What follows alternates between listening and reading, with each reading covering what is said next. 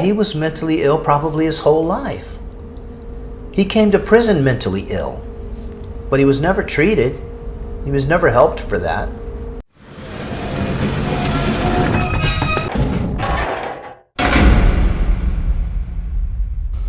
All right, that works. Isn't that good enough?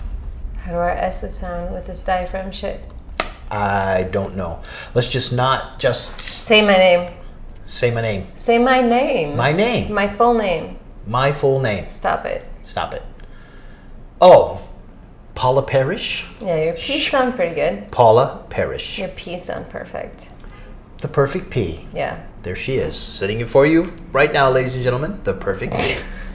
There are no P's in the pod. This is the only P. It's the podless P, which is why we are trying to win the... Come on, what are we trying to win? The No Belly P Prize. the No Belly P Prize. That's right. Milo and you guys are in a competition to lose your little bellies. Yeah, but let's not put me in competition with Milo because he's only 12. He'll blow my doors off. Come on. Seriously? You're saying a 12-year-old has more self-control than you? I'm saying his metabolism is super faster. If he puts his mind to it, yeah. Absolutely. When you put your mind to it, it's yeah too, so. Yeah, I know, but I mean, your belly's not that big anyway. Okay, shall we go? Yeah, do we know where we're going? You don't have your notes, so I'm not sure you know I don't where have you're any going. notes, no, but I want to talk about the last episode a little bit. Okay, welcome to Time the Podcast. Thanks for showing up again. It's me, the boss, and I'm here with my co-host, P. Hi, boss. Hi, boss. Hi, boss. Hi, boss. Stop. Am I the boss? Well, most times, yeah, because I get vetoed. I never get my way, so I think we'll just change it. I think I'll just be the guy, and you'll be the boss. So it's P the boss and the guy. Because no matter what the fuck I say, I don't get it. So, yeah. Really? That's how you feel? That's what history would show, yeah. Why? Give me an example. The last episode, I didn't like it, but it went on anyway. Let's talk about what you would have said if you could talk. If Dave would have given you time to talk, if you could have gotten a word in edgewise, what would you say? What would I have talked about? If I could have gotten a word in about mental health, yeah, let's be serious. I would have talked about the fact that, I kind of got into it when I said, you could drop the very best mental institution inside of any prison in New York State, maybe in the country. And within a year or two, it would become corrections because the problem is systemic. By combining the mental institutions with the prisons, all you did was up the prison population.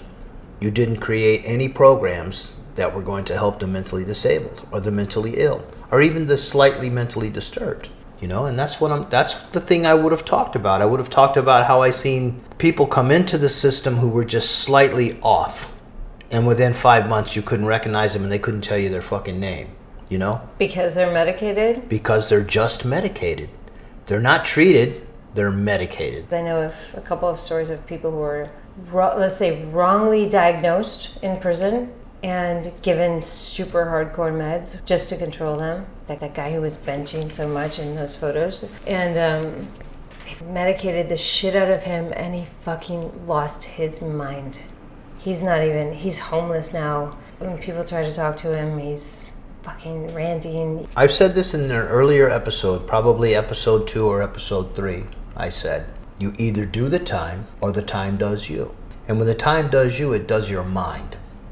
Once you grasp that the time is doing you, you either accept that and you go on the meds and all the other stuff that we're talking about. You get mentally ill or more mentally ill because you're mentally ill by the time is doing you. Or you get a grasp of that and you say, fuck that. I'm going to fight back. I'm going to take control of this time. Time is a living, breathing, viable thing in prison. On the outside, you look at your watch and say, man, I got to be someplace at 10:30. You look at your watch and it's 15:15. I got 15 minutes to get there.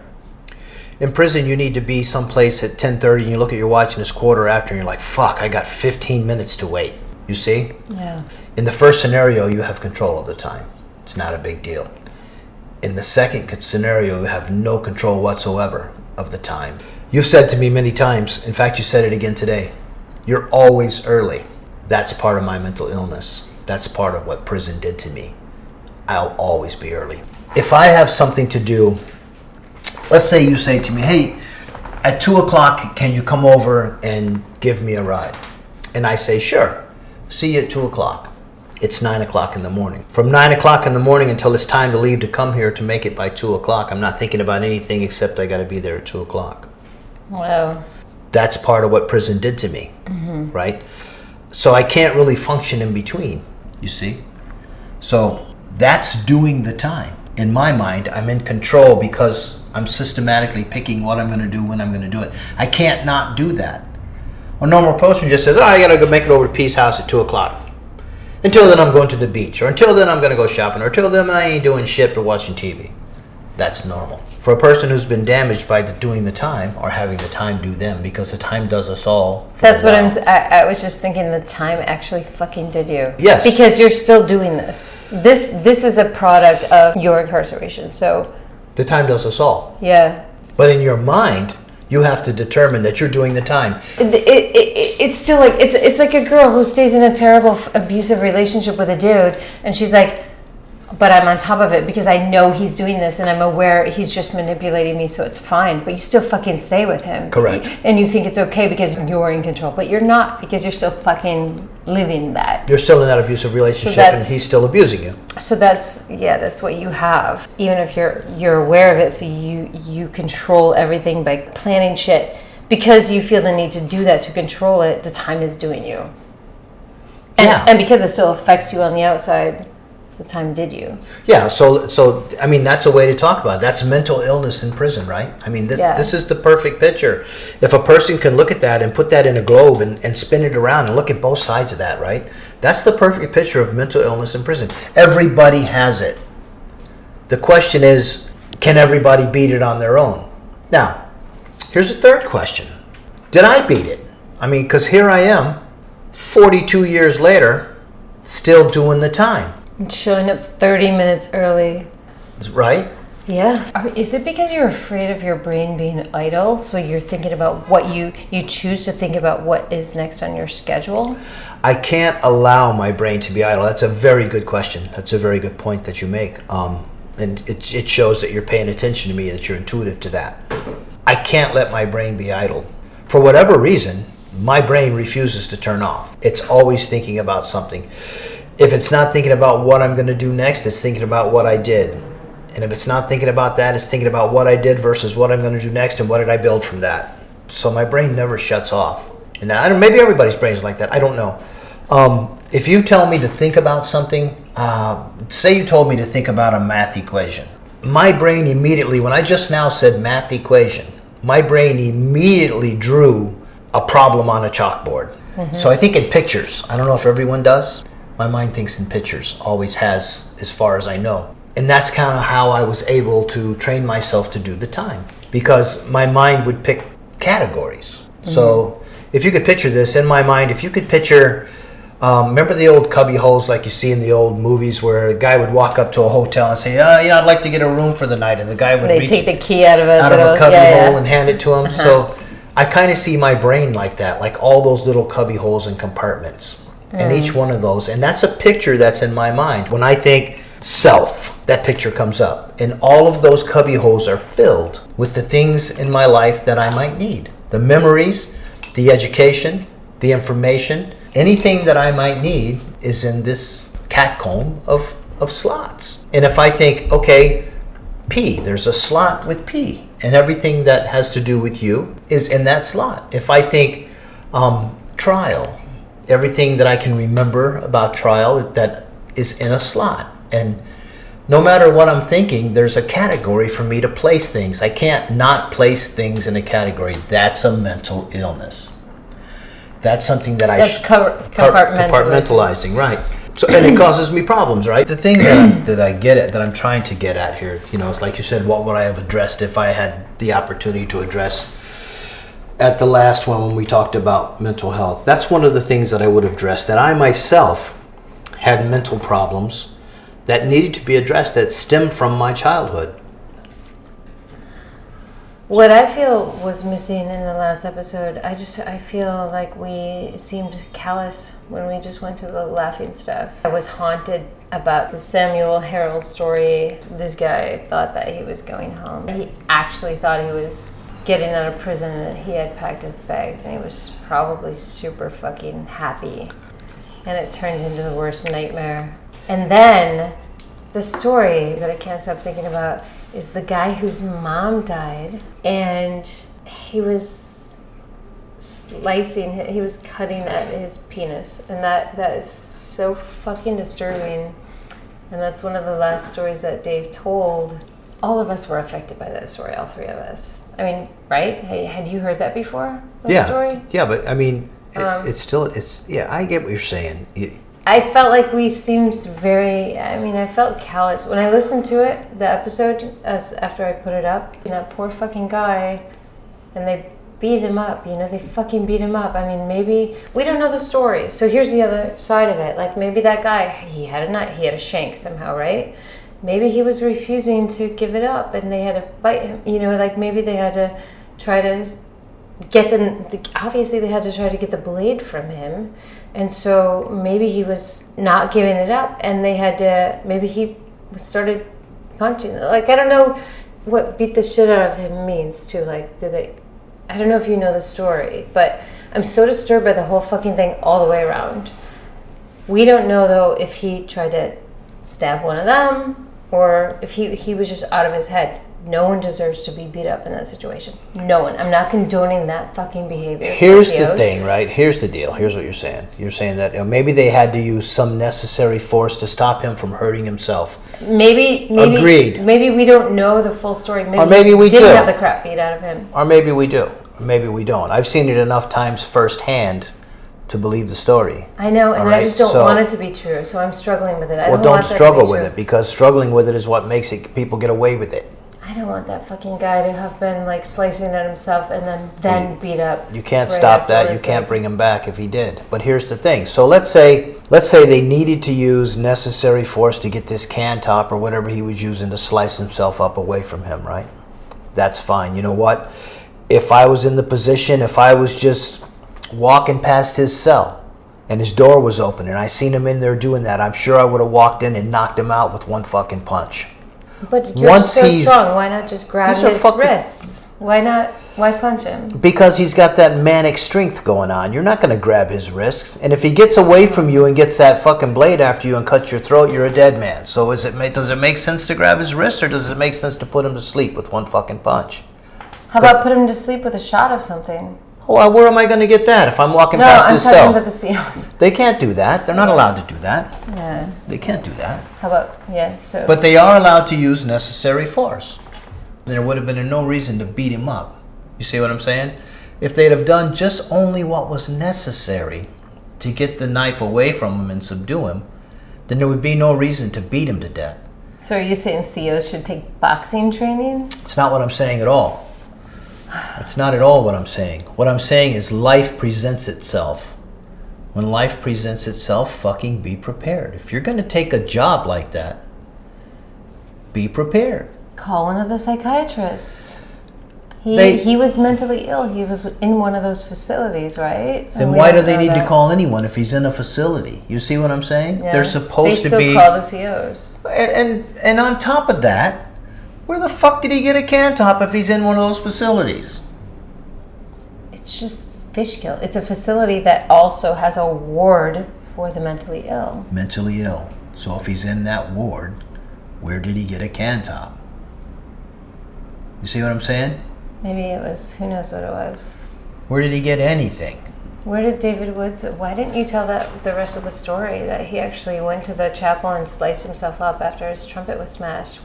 I didn't tell it because I don't know that I remembered it at the time. You didn't remember the saddest part of the story.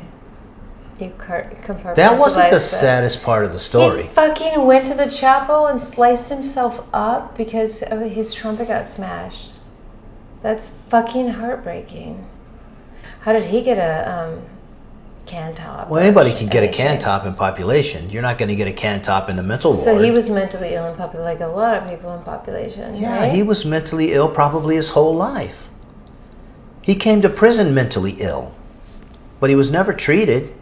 He was never helped for that, you know? Oh, God damn it. That story is so sad.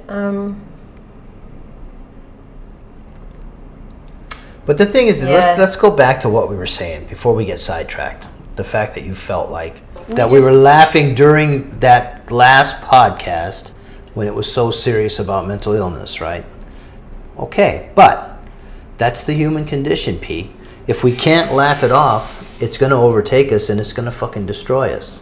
So I don't think we should feel bad that we had to find some outlet after that conversation. And if the outlet was laughing at music, laughing at people that got fired from the band and Dave bring them back and that thing, that levity that we had going on, that was just therapy for the three of us. That was just the three of us blowing off that serious shit that we talked about. So you shouldn't feel haunted by doing that, because if we didn't do that, just think if we were still in that mode, still thinking about that today, we'd be so depressed we couldn't function.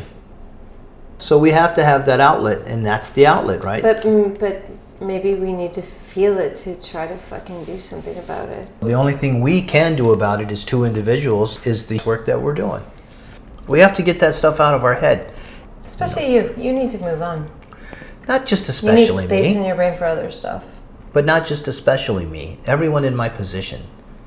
Not just especially, because there's nothing fucking special about doing 41 years in a fucking cage. I am the person, I am the population that needs to fucking digest this stuff and process it and think about it and feel it. You need to make space in your brain for other shit now, because you're on the outside. That's another thing I've thought about sometimes. I never actually asked you flat out. Do you feel like talking about all of this stuff is PTSD inducing? No, I mean, it's stressful a lot of times talking about it, you know, because I have to place myself in it to give it to the audience, right? To give it to our listeners, I have to place myself back in it. And I'm fine with that because my brain is already showing me the picture of coming out of it. So I place myself in it, but what comes next? What comes next is I'm coming out of that. So it's fine. It's not doing me any damage. If anything, it's doing me good. It's given me the satisfaction of knowing that I've told what's really going on in there, the things that are really happening. I've told it. Now someone's heard it. Maybe, you know, people who have loved ones doing time, maybe this is going to give them the opportunity to understand why Michael does what Michael does, or why Billy did what Billy did. Maybe by my telling them what I did and what made me do what I did, when they see it in one of theirs, maybe they'll recognize that. Oh, wait a minute, that's what Boss and P were talking about. I need to do this because this may be what's going on in his head. So that's the satisfaction that I get, knowing that I'm putting it out there for people to digest and for people to understand what's going on and use it. So yeah, sometimes it makes me down, it makes me dark, but I don't stay there because my brain is already showing me the picture of coming out of it. When we talked about the CO that you stabbed him right in the neck, yeah. Take your fucking suit off right now. Just saying, he had that shit coming, man. Take your suit off. You know what I'm saying? He had that shit coming, yo. Stop. It's one of the only times I feel like you got a little choked up when you said it was a sexual assault situation. And stop there a second. And that's something else that we should look at, right? If we look at episodes 1, 2, and 3 versus episodes 10, 11, and 12. We've come a long way in that I can talk about those things now without it tearing me down. Because I've talked about the things that scare me the most. And I've shared the things that embarrass me the most. So now I'm beyond that. So I don't have to, it doesn't make me as emotional. It doesn't affect me as poignant as it once did. I can still tell the stories now, but I can tell the stories with more clarity. But why did that one choke you up more than? Because it was so raw. I'd never told it. You know, I'd never let on what was done to me, how I was treated, and I'd never let that out of me. That was in a compartment in my mind that was sealed. The same as my childhood. I'd never let that out. Now I've told everyone. So I'm free of that now. It's still there, but it doesn't have a knife to my throat. There's not that little voice in my head saying, but what happens when they find out? What are they going to think of you? Wow. So I did like Eminem did, right? Yeah. Tell him I live in a fucking trailer park. What's left to say? Yeah. Right? So I did that, right? Took something from his book. And so now it's like you say, it's therapy. So now I can talk about these damaging, personal, terrible things. Is there more? More There's what? probably so much more that you've never talked about. There's lots and lots and lots of dark episodes. I just feel like people need a break from me, just dark all the time. I got 41 years to cover just in prison. My childhood was a violent, vicious home that I lived in. As you know, we haven't even scratched that surface, right? So, I mean, one day will we scratch it and see why I ended up in prison? I don't know. Is that the interesting thing or not? I mean, the podcast is what really goes on inside of New York State prisons, right? So maybe we won't scratch that. But in terms of the 41 years that I served, we haven't even scratched the surface when it comes to the darkness. I'm trying to get to a point where I'm telling why the system is fucked up and how it could be fixed. We've talked some about what happened to this person and what happened to that person or what happened to these other persons. I mean, but we didn't talk about what happens to the entire community. Mm-hmm. We didn't talk about how there's no fucking help for a mental patient inside of prison. They spend millions of dollars every year to run these institutions inside of an institution. And the reason they placed them inside of an institution was to place them inside of a bubble where you couldn't see them. Before they were hooked to corrections, they were a separate entity. You could see what was going on inside the institutions, and it was terrible. So they placed them inside the prisons, so now you can't see them. They're still terrible, even more so, but you can't see them. We didn't talk about any of that. We didn't talk about why would a doctor who makes $250,000 a year, as an example, I'm sure they make more than that, psychologists, I don't even know. But why would a doctor who makes $250,000 a year suddenly go to work for the Department of Corrections inside an institution and make $100,000? Because he was court ordered in most cases, because he was found dirty and he had a choice: use your license or go work for the state. How do you know that? I know that because I've spoken to a few of them, and you can look them up. Once you get their names, you can look them up. You can Google them and see them on the news. So and so busted for sexual predator, so-and-so busted for selling illicit drugs, so-and-so busted. You can see them. And when they go to trial, because they've made so much money and they've got this big education, they're given opportunity, community service or prison. So they run their private practices outside under probation and work on the inside as community service. So that's a problem from the start. That's a problem, right? So the only fix really is to get the mental institutions back out of the prisons. That's the only fix. Get them back out of the prisons and get them away from government control. Right, yeah. Someone in charge needs to have the authority to fire someone under them. In prison, they don't have that authority. The superintendent can't even fire a CO because of the union.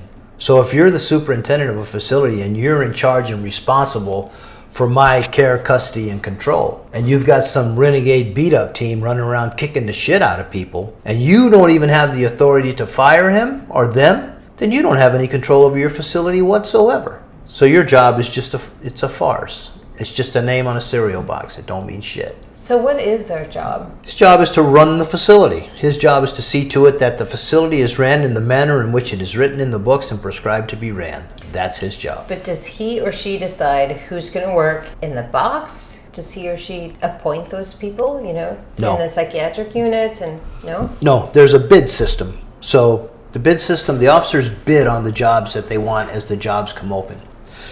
The bids are awarded by seniority of the bid. So if you have 2 years in and I have 3, and we bid for a job inside a psych center, for instance, working at one of the companies in a psych center.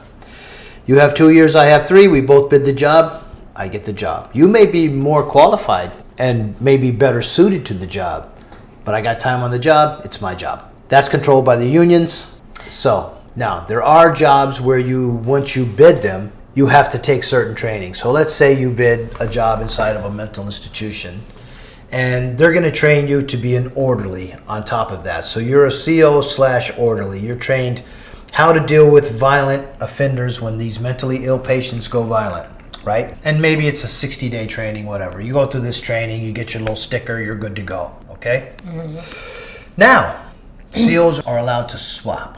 They work swaps. So if you and I are swap partners, I say, okay, P, you work Tuesday and Wednesday for me, I'll work Thursday and Friday for you. That means you're going to get Thursday, Friday, Saturday, and Sunday off because I'm going to work a double shift. Yeah.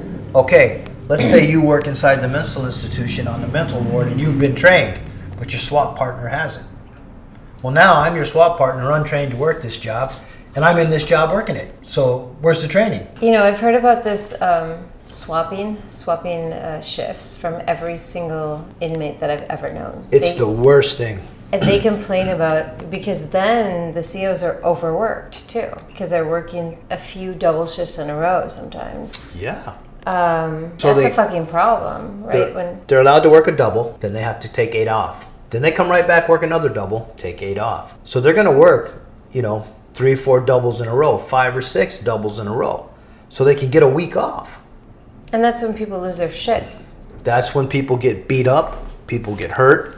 COs asleep at the desk if there's, let's say there's some gang members running around want to get to some guy. COs asleep at the desk, they got him.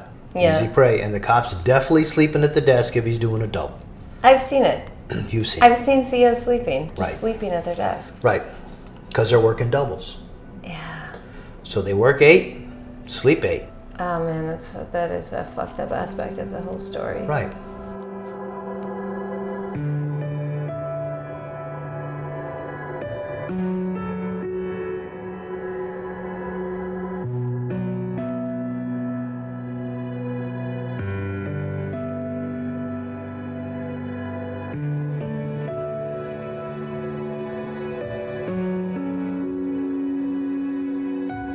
All right.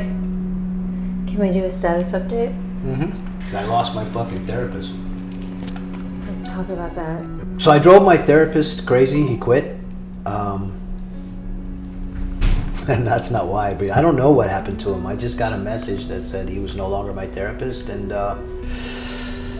I don't know. Need to find him, I guess. I don't know. So status update is I no longer have a therapist, so I'm going to look for another one. I got to figure out how to do that. I want to go to the same place, I guess, and see if I can just... The lady left me a number and I can't find it, but I'll find it. I think it's in my voicemail. She called me and said, you lost your therapist. I'm sorry, this normally doesn't happen, blah, blah, blah, blah, blah, blah, but we'd like to give you another one. And right there, I said, no, the wall came up and I'm like, no, I don't want to start this shit all over again. I don't want to talk about all this stuff I talked about, bring it all back, because talking about it kind of put it away, Fuck, I don't want to bring it all back. So, but she said, well, think about it, this is abnormal. This kind of thing doesn't happen. So, just give me a call if you want another therapist and we'll assign one to you, so I got to look up her number. She just said he no longer works with us or something? That's what she said. He no longer works for us, yeah. That's so fucking shitty. I hate that. That sucks. Yeah, and I know I told you that I would do it, and I'm going to do it because I said I would do it. But I really don't want to bring all that shit up again. So hopefully that person can just read folders, files, or whatever, and I don't have to bring all that dark shit to the forefront again, Yeah, and start anew with someone else who maybe is not the perfect fit, right? I don't know. Or maybe everybody there is amazing. It's a PTSD center. Yes. So. And they specialize on guys who did a lot of time. So, they're not just doing combat vets. All of them, yeah. Maybe they're all as great as he was, I don't know. I liked this guy. He was good. I liked him, He didn't, that fucking sucks. It just sucks that they can just disappear like that.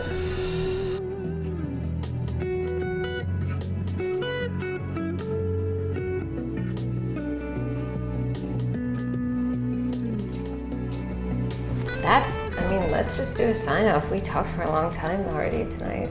Okay, so, but you got to tell that joke. Can I read someone's comments from the last episode? You're supposed to do that before we say we're going to sign off. But Okay, yeah, go ahead. let's not sign off yet. You're all fucked up. You really I'm do not. not I don't. stop I don't drinking, even right? want to sign off ever. This is a message from Instagram Okay.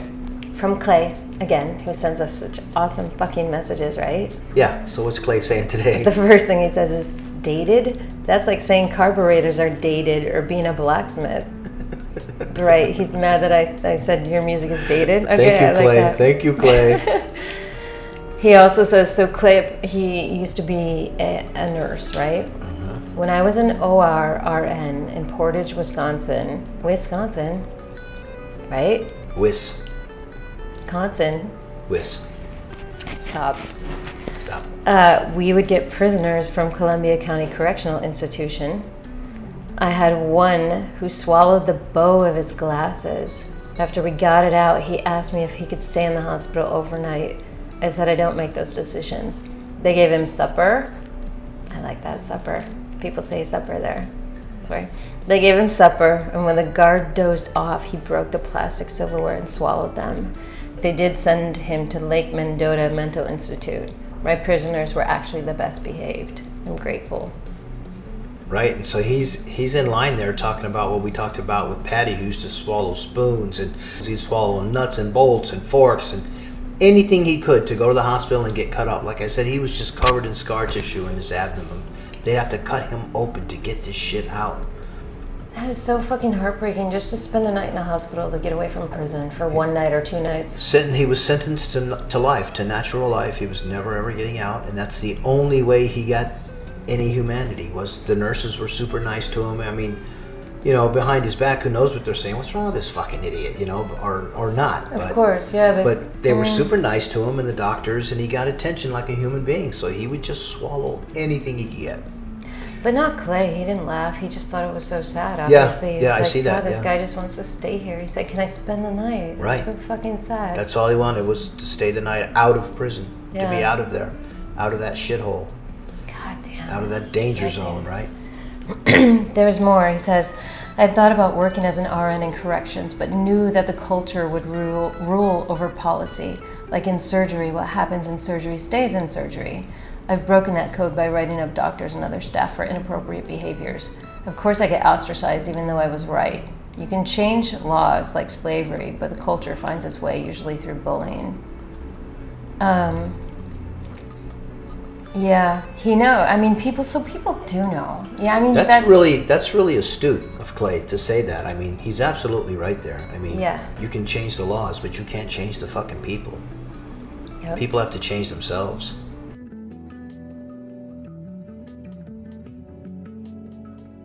And then he has a question. Is Eastern Correctional in Philly? That's a question for BFG, he says, or the boss. I love it. Yeah, no, Eastern Correctional Facility is in upstate New York. Yeah. Yeah. Here's such a good question that I've asked a few times, but we never put it in an episode. How do witnesses of CO abuses and assaults come forward without fearing retribution? They do fear it often, but in this case, in the Harold case, everyone came forward and testified, right? Well, I guess so, yeah. But I mean, his question was, how does one do it without fearing? You don't. You don't. Ever. You Ever. never do. You're always going to be afraid that there's retribution, right? You have to just decide. You know, you have to weigh your life and your beliefs against what you know is right and what you know is wrong. And then you have to determine if you have the intestinal fortitude to take on that fight. And if you do not, there's no shame in that. Don't take it on. Mm-hmm. But don't feed into it. Don't stand by and allow it. Do something. Even if it's something anonymous, do something.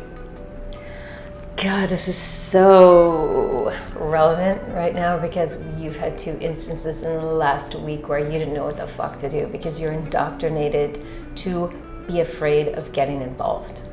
So you called me the other day. Yeah. You said you feel really bad because there was a girl that you knew that was staying in your homeless shelter who was like running around on the street totally naked. Yeah, she was in a mental, I don't know what, something. She had some mental crisis going on, yeah. She was totally naked, running around, walking down the street. Not running, but walking down the block, and 3 guys were following her. Yeah, and you didn't do anything. I drove by, and I you know, if someone else would have been with me, anyone else, I would have pulled over and talked to her and talked her into the car. But I'm by myself, you know, and I was afraid to get involved in that by myself. She could say anything, you know, or those guys could do anything, right? That's the thing. Like, she could have, if she was in a fit, she could have said, he touched me, you know, exactly. And then you would go back into prison. Instantaneously.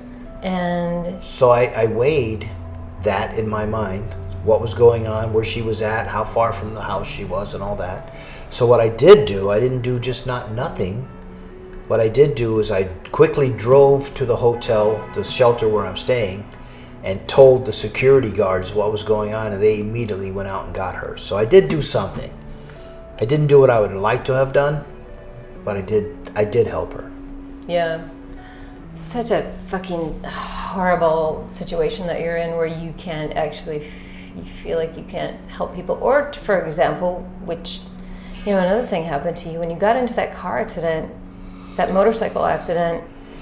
You felt like you had to clean up the scene, and you couldn't call the police because you felt like you would get into trouble. Right, and that's what I did. When nothing was your fault. You felt like the police can't come because that means trouble. Right. Don't trust cops. Can't trust cops. Let's talk about that fucking guy this morning. Well, wait, there's another one before that, though. That's a good one?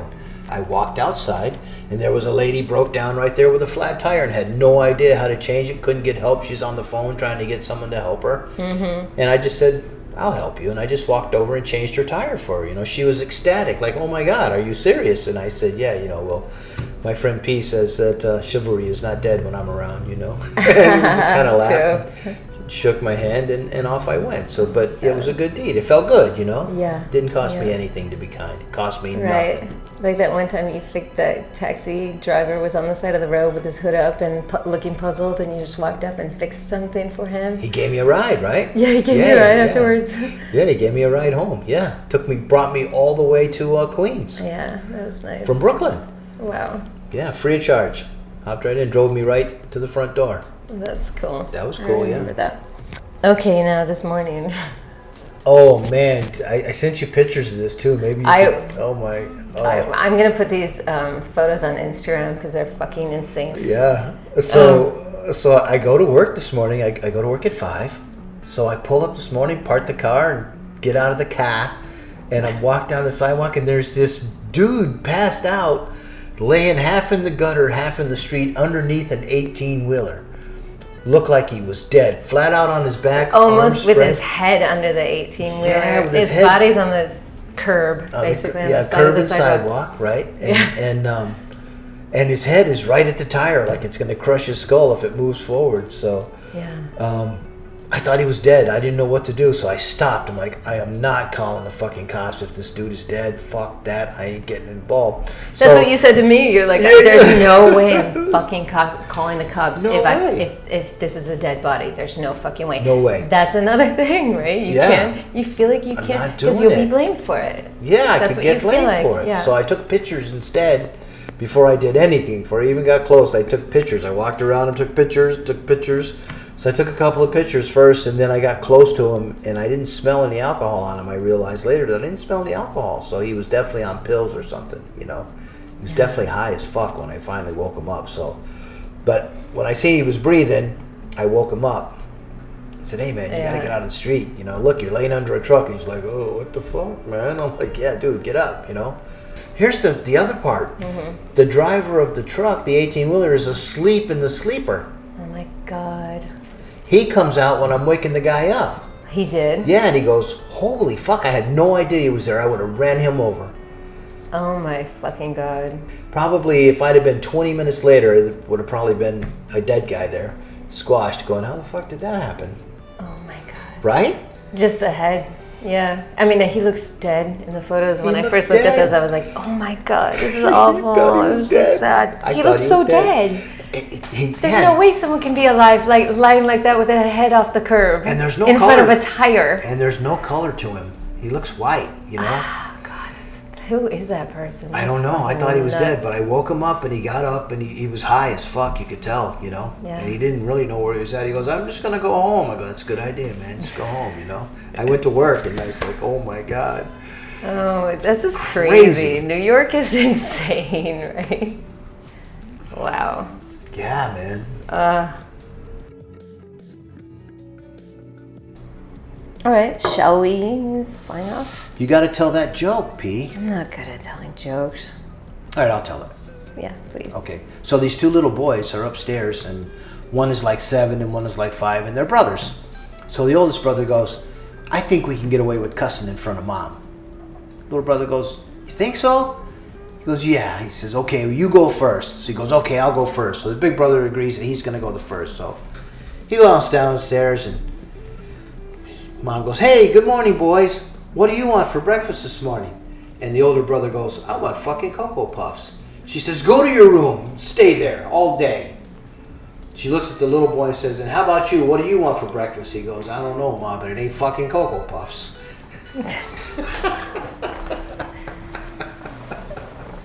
I thought that joke was funny. That's cute. Yeah, it's cute.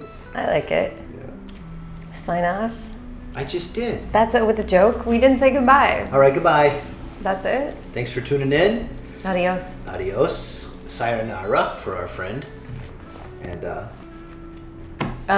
to Clay. Special goodbye to Clay. Thanks. You for that. Thanks, Clay. Thanks, Clay. timetopodcast@gmail.com is if you want to write to us and ask us questions or leave us messages like that. They don't have to be as amazing as Clay's messages. Yeah, just whatever you, anything you want to talk about. We have some other messages that we haven't read yet. We're going to get to.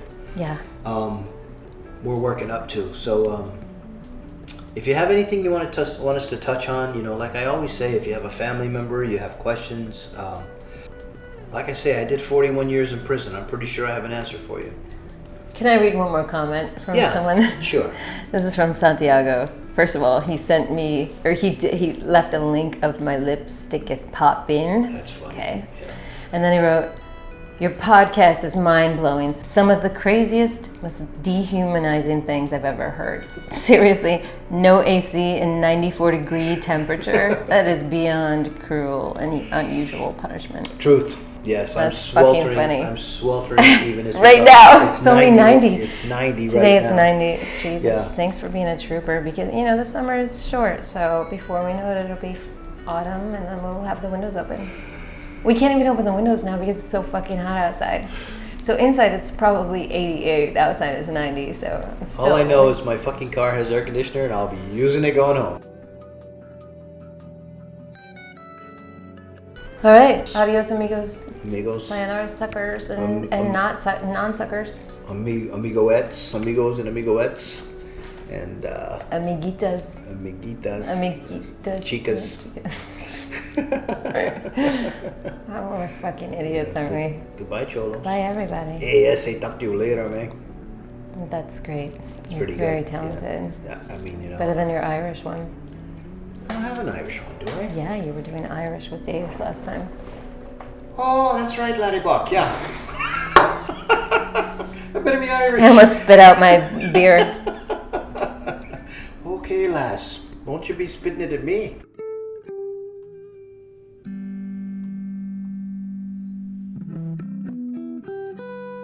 When I first met you, you did not have a belly. Never. And you just grew depressed, I think, and you, became maybe unhealthy. I don't know. And just eating crap, you know, Yeah. just eating junk. I'd wouldn't have breakfast, and then maybe at 11:30 or something, I'd eat Twinkies and a soda, you know, and then Twinkies. Yeah, and then you maybe- fucking ate Twinkies. yeah, and then maybe That I'd have shit is just radioactive. then maybe I'd have peanut butter and jelly. Where did you You know. buy Twinkies? Sure. At What do you commissary? think somebody fucking gave them to me? What the With fuck's your wrong with you? hard-earned money? Well, yeah. You bought fucking Twinkies? Peanut butter and jelly too. Well, fuck yeah. I mean, what do you think? What do you think they magically appeared on my pillow from the fucking Twinkie fairy? Of course I bought them.